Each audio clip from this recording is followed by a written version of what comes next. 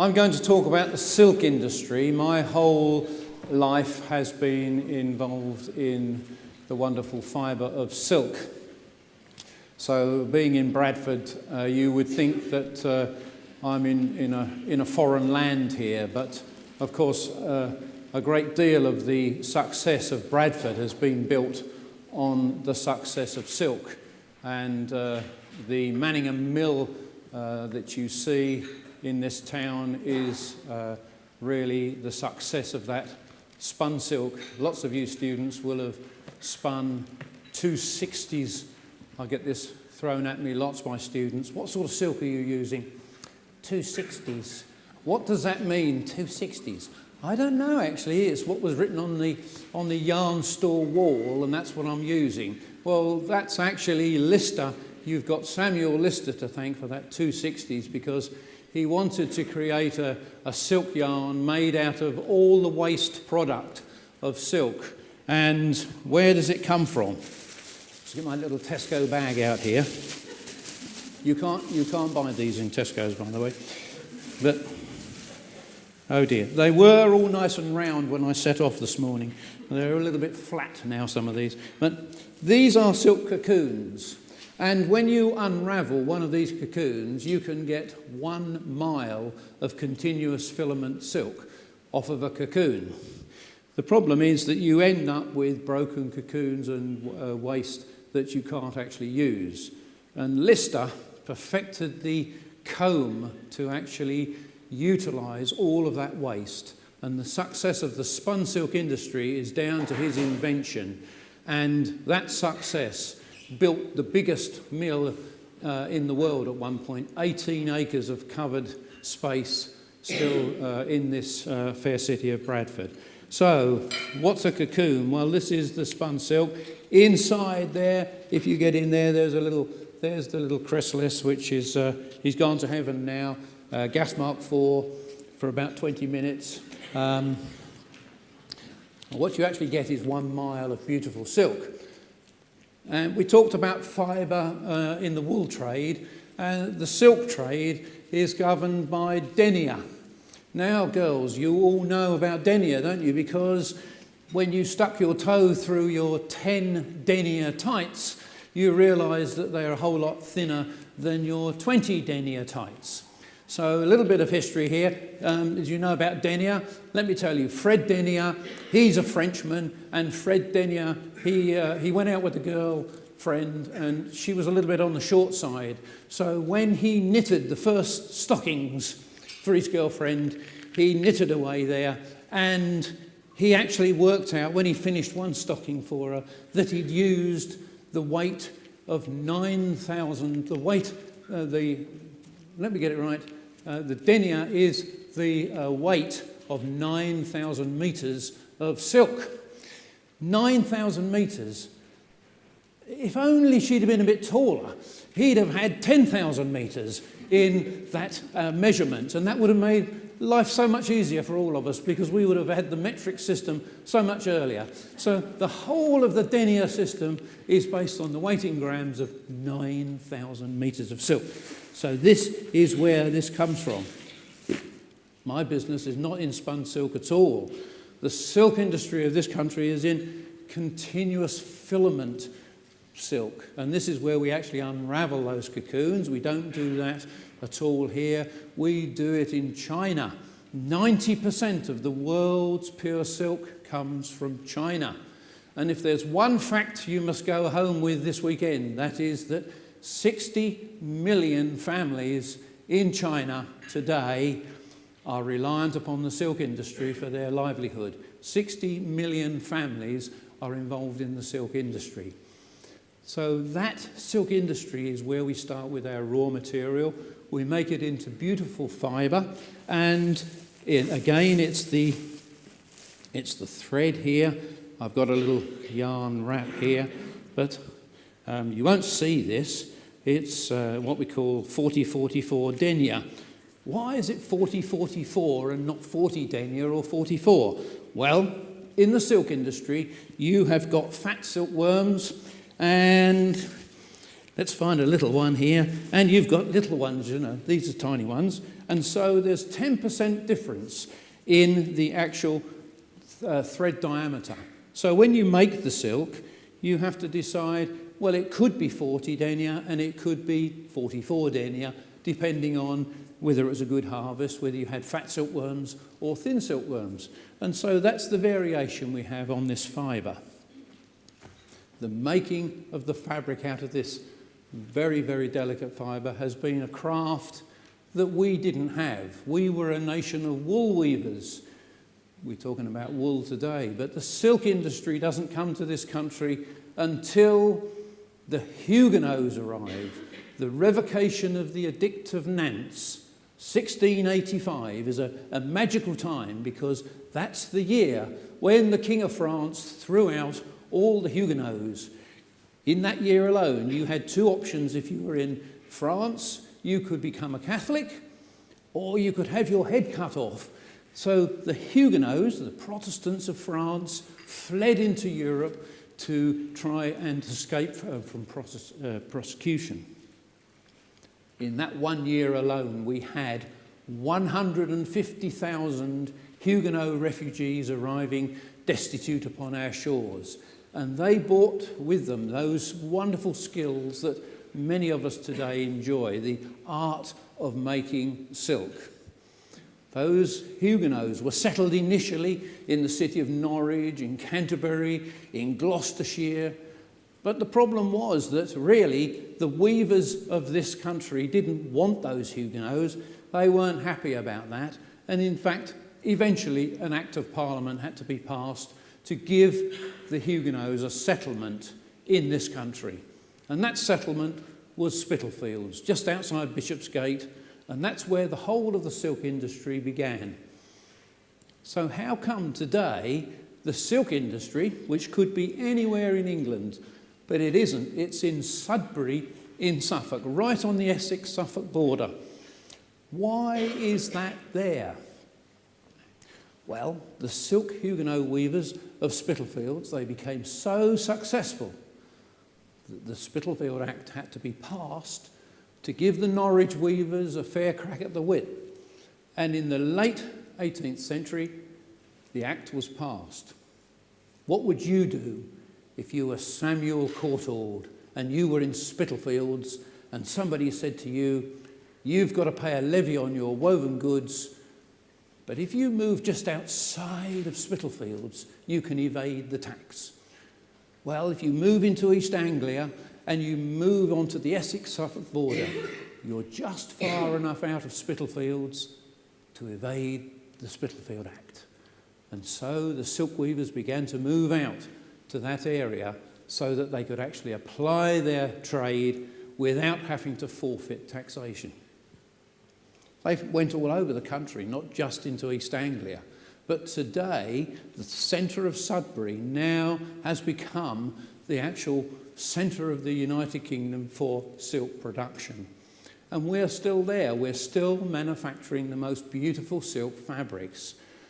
But the reason why we've survived is because we've gone right to the very top of the market. Now, I was apprenticed to the old firm of Warners. Some of you may well have heard of the Warner Archive. Well, that's all that's left of the old Warner firm. But I was the last apprentice Jacquard designer that the firm would take on. And in fact, by my 15th birthday, I had started my apprenticeship. After 5 years of evening classes and day release and trying to get my O-level English, how many of you have failed your O-level English, I wonder? I failed my O-level English 5 times in those 5 years. You don't get it given to you after 5 years. I thought this must be, but no. Anyway, being made redundant by the Warner Company gave me the chance to start the Humphries Weaving Company. And I started on my own, just me on my own, but soon realised that if I was going to make those wonderful fabrics that I'd been trained to make, that I would need to actually have weavers, I would need to be able to wind and warp, I'd need to be able to make Jacquard harness. How lucky was I to be fully apprenticed into the weaving trade. And so what we have begun to make is the most prestigious fabrics.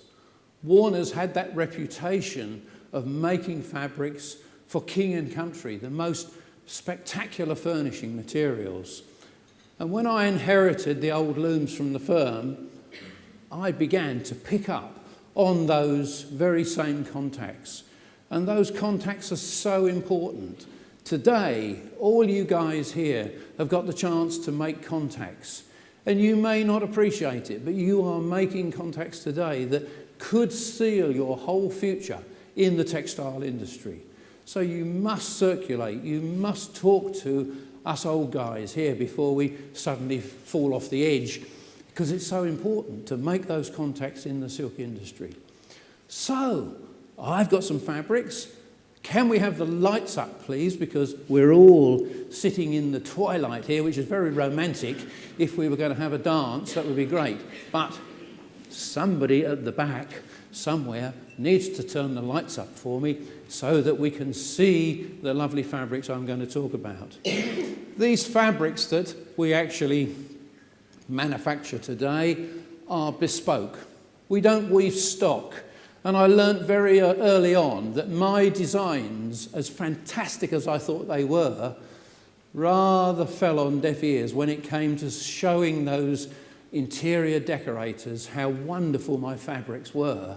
What they actually had was ideas of their own, and they wanted the fabrics that they wanted. And so I very quickly realised that if you're going to be a custom manufacturer, it's a lot easier to let that customer come to you and say, very nice what you make, but can you actually make this for me? And that's really the core of our business, making exactly what a customer wants. So, what does a customer want? Let's start at the top with Her Majesty the Queen. What does she want? Well, here we go. This is what she's sitting on. Can you imagine being the Premier of China and arriving in England, and what are you going to sit on tonight when you're at the banquet at Buckingham Palace? Hey ho, you're going to sit on Humphries fabric made out of silk all the way from China. Look at this. So here we have the Queen's silk. The colour is very traditional. This is George II's choice. He loved this colour green, the Prince of Wales green. I'm going to hold these up so hopefully you can see them. This is satin, satin reverse, sateen as we call it here. And so this fabric here, it's the most important fabric in the palace. You'll see this design on many, many a chair, and it's what was highly fashionable in 1695. This is the pattern from Italy, and it's much used in all the royal palaces, and you'll see this on the walls and on the furniture. Hopefully tonight on the furniture, that's what we want. The fabrics there are all custom made and very traditional. So all the staterooms in the palaces are woven. It takes about 30 years. Can you imagine waiting 30 years for the next order? So I've been waiting 30 years for this to wear out. And finally, the reweave comes round. But it takes about 30 years for an interior of a stateroom to decay and fade away and then get into such a state it has to be made. This one here is for Hampton Court Palace.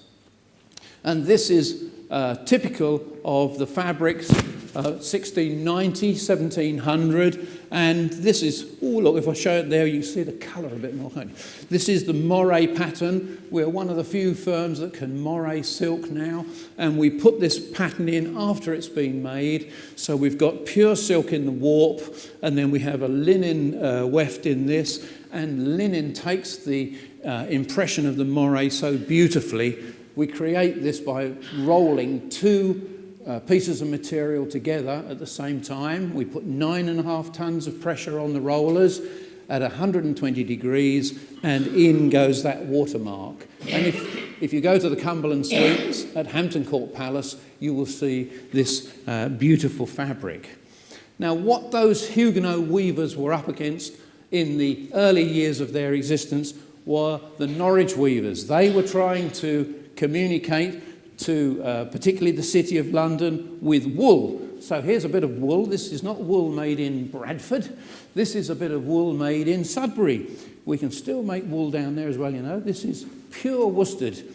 We talked about wool and worsted. And the Norwich weavers, in their attempt to try and make things look silky, discovered that if you actually press it with hot irons, how many of you girls have ironed your trousers while you're watching EastEnders, you know, and then you've realised, they're all shiny. Well, that's actually a process. You can actually glaze your fabric by putting it through hot, steamy rollers, and this is the result, a lovely shine on the wool, so that we can make fabrics actually look more silky. The Norwich weavers didn't last. This went out of fashion, and pure silk became the product. This one here, we've just woven for the National Trust. The excitement of this is that in 1750, this is two colours. To have two colours was rather special. And so here is a damask of the period here. This is George II's pattern from the four-poster bed that he died in. And if we look at this, it's sort of almost a taffetery look. When you actually drape it around, can you see how the blue suddenly picks up? This is actually a green woven into the red, and it's quite an unusual thing. This is for Bespoke Park at the National Trust. So these things are all one-off textiles made just for that one occasion. If you've got a horse-drawn carriage, in 1750 you needed to have the most sumptuous interior, the interior of your carriage. I mean, today you would have Chimera fabrics make you a lovely hairy woolly cloth. In 1750 you had pure silk brocatelle, the most useless fabric that you could possibly have in a carriage. Look at this, lasts about 5 minutes, you know, less than 1,000 rubs and it's fallen to pieces. We couldn't market that today, could we? No. So there we are. This is for a horse-drawn carriage, and the beautiful patterns that they had, very small to go on the upholstery. So this is all deep buttoned with little tufts in it. No expense spared for your horse-drawn carriage. Now, we talked about Buckingham Palace, but actually there's a much better house in the country, Chatsworth. Some of you have been to Chatsworth, I imagine. Chatsworth is the finest interiors of the country. This is for the Duke and Duchess of Devonshire, and this is, knock your socks off, this is what you'd have on your library chairs. You've got library chairs worth £500,000. You're going to spend some money on them. This fabric here, we're talking about £300 to £400 a metre for this cloth at this width. This is the width. 3 spans of the man's hand. And this was the width controlled by the Worshipful Company of Weavers. The weavers controlled the width of cloth. A man's hand, 3 spans, was the width that you would weave. This went through right until the 1830s, when the livery finally lost control of the width of material. So these cloths were really sumptuous. Those Huguenot weavers in Spitalfields, later on into Essex and Suffolk, had the monopoly of these most beautiful fabrics. Here's another one here. This is what's called a lampus. What's a lampus? Look at the back. This is a tissue. Look at the back. This one's got no stripes. This one's got stripes.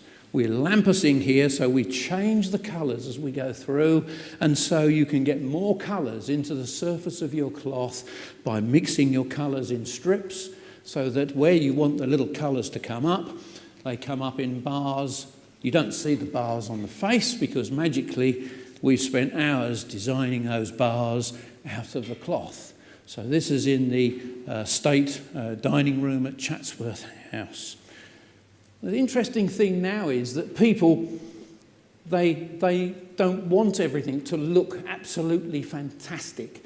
And this fabric here we've just woven at great expense for St Giles down in Dorset. And it's an award-winning interior. And what we've done here is put all the faults back in the cloth. We've made this fabric as faulty as possible. Sometimes that's not difficult in the weaving trade, but we've managed to achieve it here. And if you look at the cloth, you'll see these striations and there's lumps and bumps. This is a nightmare for the weaver. Can you imagine weaving this? And he's going, is that our fault or not? I can't remember whether this is actually meant to be in here or not. And this is to give that room a sort of shabby chic look, really, to make it look very attractive. And it's when you get up to it, you sort of think, oh, that's like that, you know, look at all those faults. Hey, each to his own. So this is what we're doing for privately owned houses. The King of Saudi Arabia, he threw a party for Her Majesty the Queen. Your Majesty, I would like to give you a present for your Diamond Jubilee. He ordered silk tablecloths for her party. 400 metres of silk tablecloths. This is the material. What pattern would you like, madam? I would like my pattern from the coronation. So here is the Queen's fabric from the coronation. This is what was on the coronation kneelers on the day of her coronation, and 400 metres just for tablecloths, for people to spill their jelly on. No. The careful plan was that afterwards all of these tablecloths would go to Windsor Castle to upholster the actual furniture down at Windsor Castle. And so, hey, that was exciting, but not as exciting as this. This is for the artist Lucy Orta. Lucy Orta can afford to come to us and have her own artistic designs as a one-off piece of fabric. This is 16,000 picks per repeat.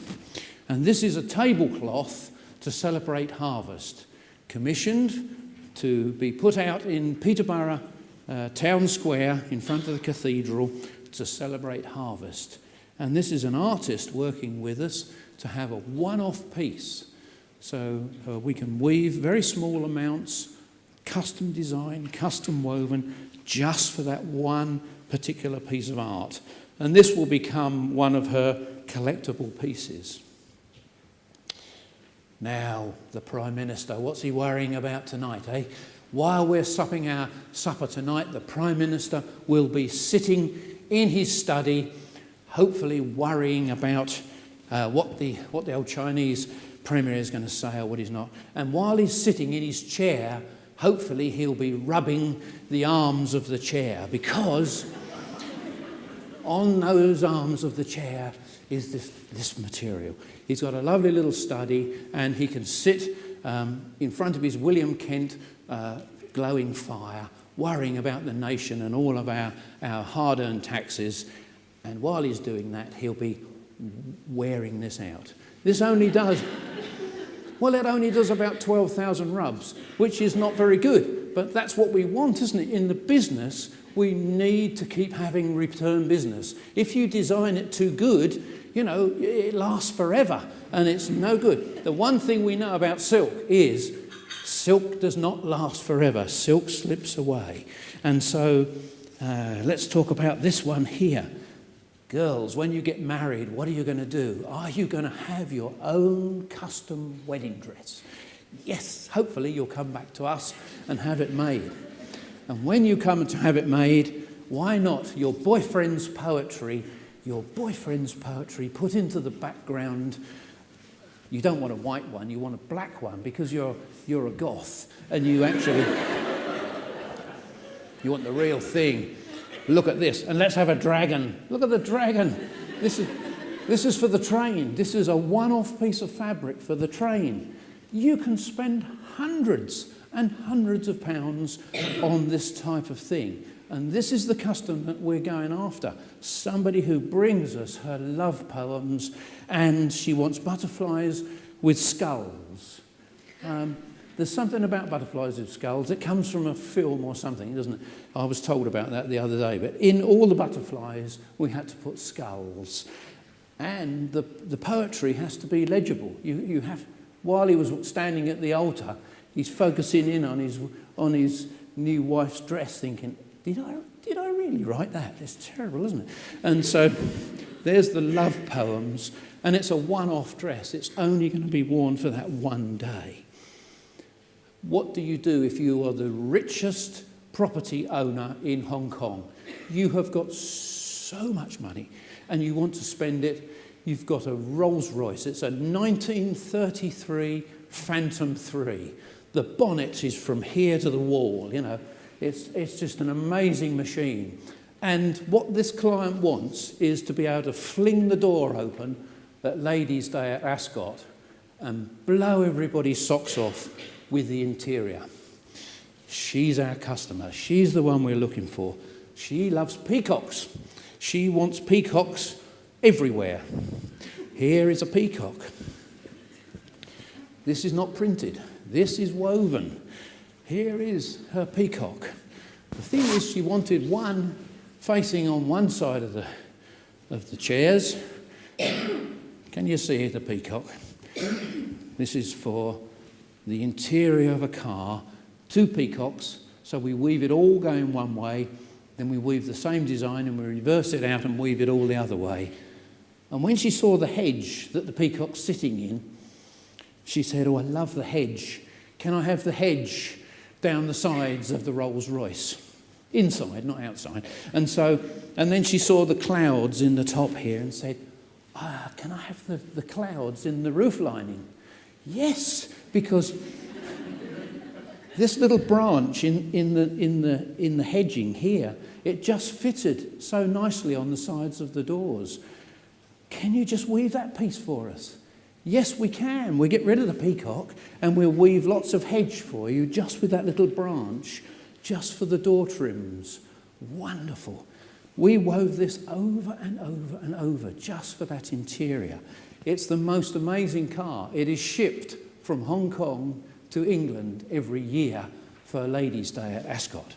So this is the sort of mind-boggling business that we're in. We are at the very top of the trade making one-off pieces, and there are still customers.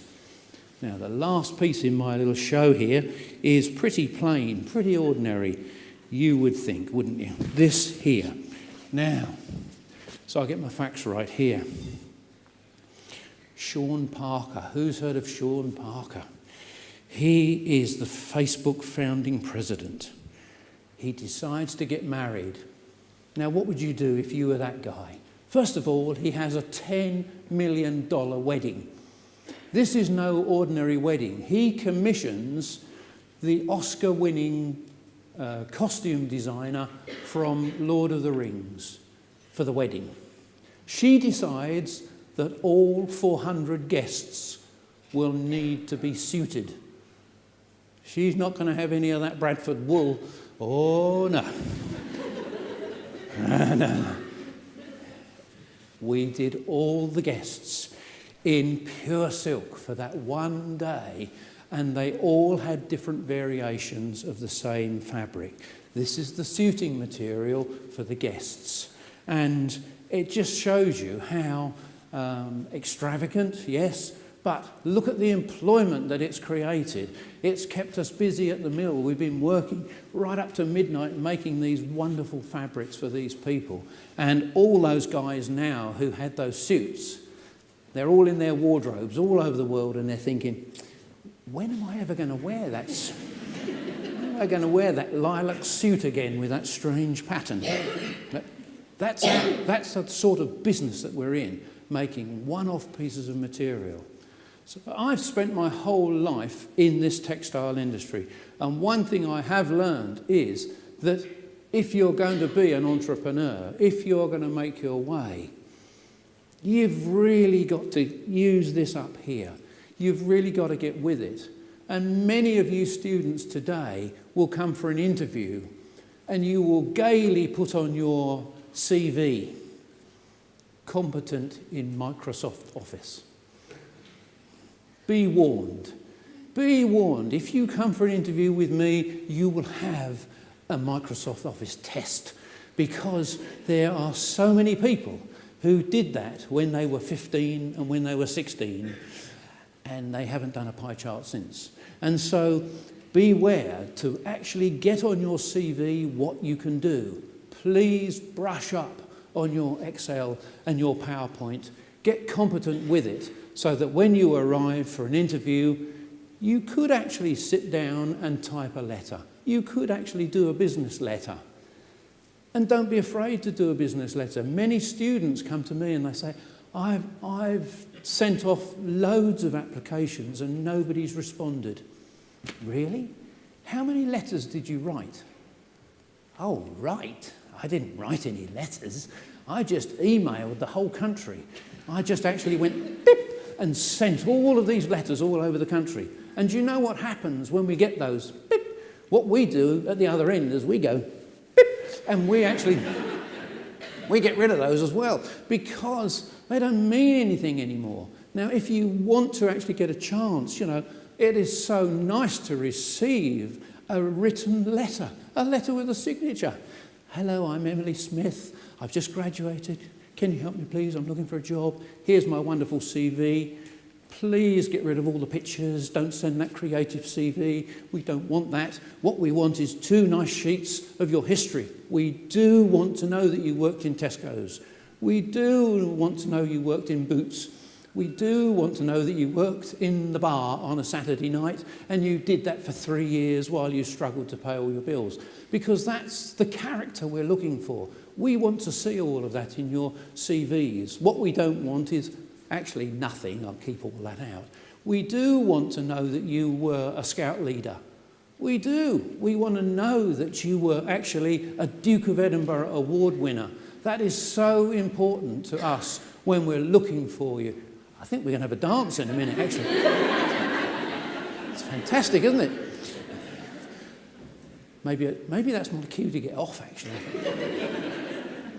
So please write your CV with sincerity and send it. You can stick a stamp on and put it in the old pigeon post, and maybe it gets left on the MD's desk. Maybe he actually thinks, you know what, I'll reply to this young lady because she's taken so much trouble in writing to me, and that will have some effect for us old guys in the business. Right. Thank you very much. That concludes my tour.